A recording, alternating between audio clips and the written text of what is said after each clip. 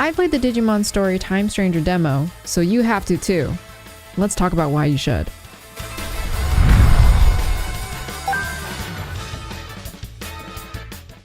So a couple weeks ago, I played the Digimon Story Time Stranger demo. Wow, that is a mouthful. And it's basically become my entire personality. Since then, I've made my non-Digimon friends play the demo as I eagerly await the release of the game. Now, if you're not familiar with the Digimon games, there are two flavors of Digimon games. Not counting the spin-offs like Digimon Survive, there's Digimon World, which is basically a monster training sim where you boost stats through training at the gym or in combat. The Digimon have a lot of wants and needs that you need to fulfill in order to have them digivolve into stronger Digimon. The Digimon also need to poop. A lot.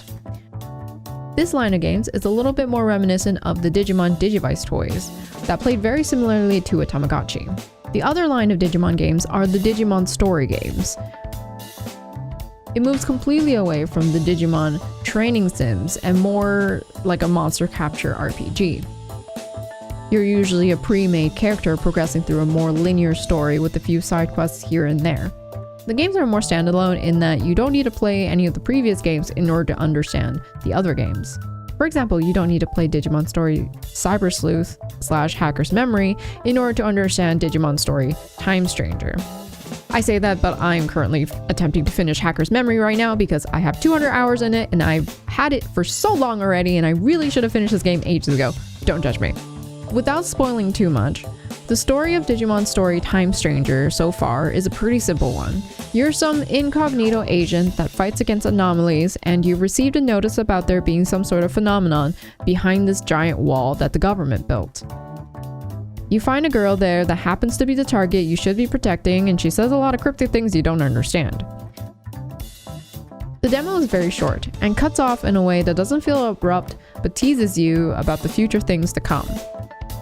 I feel like the story in the Digimon games have been pretty straightforward thus far, with some dark topics that they touch upon in side quests. On a scale of Pokemon to Shin Megami Tensei, I would say that the Digimon story games tend to lean slightly more towards the Shin Megami Tensei games. They're not scary, but again, they do tend to touch upon darker topics, and it's less lighthearted than the Pokemon games. You got Hobbit jeans? I do got them Hobbit jeans. I got hairy legs. Them hairy legs. And my hair is black, so it's even. Can't be.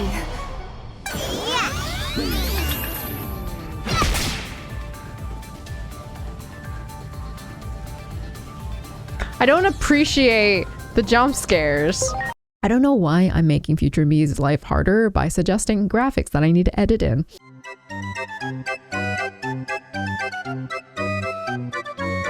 There's not a whole lot of plot you get from the demo, but there's an extra mini adventure mode you get to try when you're done the main story demo.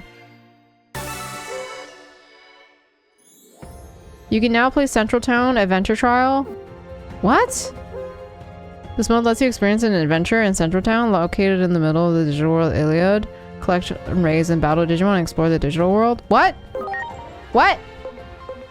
What? What?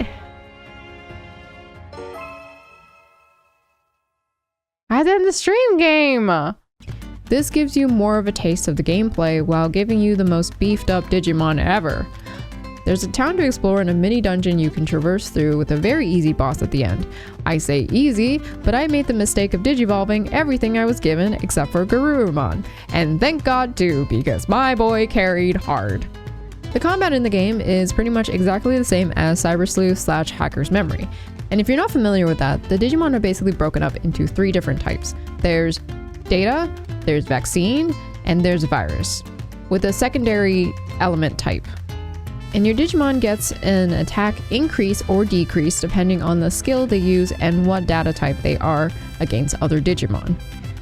The only added thing I've seen so far are the cross arts, which is dependent on your character. There's a few different types of cross arts you can equip, which adds to the strategy. The first one you get is a big buff to all your Digimon. Outside of combat is where it's different. Your Digimon can equip something called attachment skills, which are skills you can either find or buy from shops.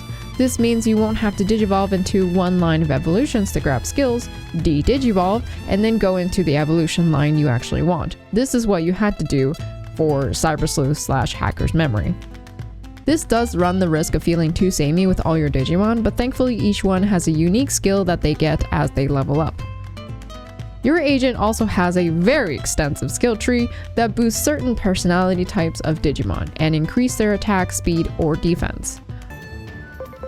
Okay, that's like cross-art stuff. Boost EXP gained in battle by all in training battle and reserve Digimon by 3% for each agent rank. Okay. That's good for grinding. That's good for grinding. Oh, there's different. Oh, I jumped the gun. Oh, wow. Oh no. If this was not the demo right now, I would be grinding away. I would be getting all of this. This is as soon as I see this, it's like yeah, I'm home. I'll be perfectly honest, the personality thing is completely lost on me, so I can't really talk much about it. You can change your Digimon's personality by talking to them during rest times, but what that does in the future, I have no idea. It might increase their stat growth depending on what sort of personality they have. That's my only assumption at the moment. The demo itself has been simple, but from what I played, the pacing seemed to be very well done. You're not constantly bombarded with dialogue or tutorials every step of the way, but instead it's every few scenes. So it doesn't feel like you're being interrupted, but it does feel like you're kind of progressing through the story. You're a silent protagonist, but you get some dialogue options to choose from. I doubt it actually affects anything, but sometimes you can say the most ridiculous things. Do we know each other? It's almost as if we were destined to meet. Yeah, I suppose it is in a sense. Please, phrasing. I don't know. All of a sudden, this rubble came raining down. I just want to get back to my friends. Can you fly to the other side? Can you fly with me to the other side? Yeah, good luck with that! There's also a tiny symbol that indicates when a dialogue option progresses the story, which I heavily appreciate.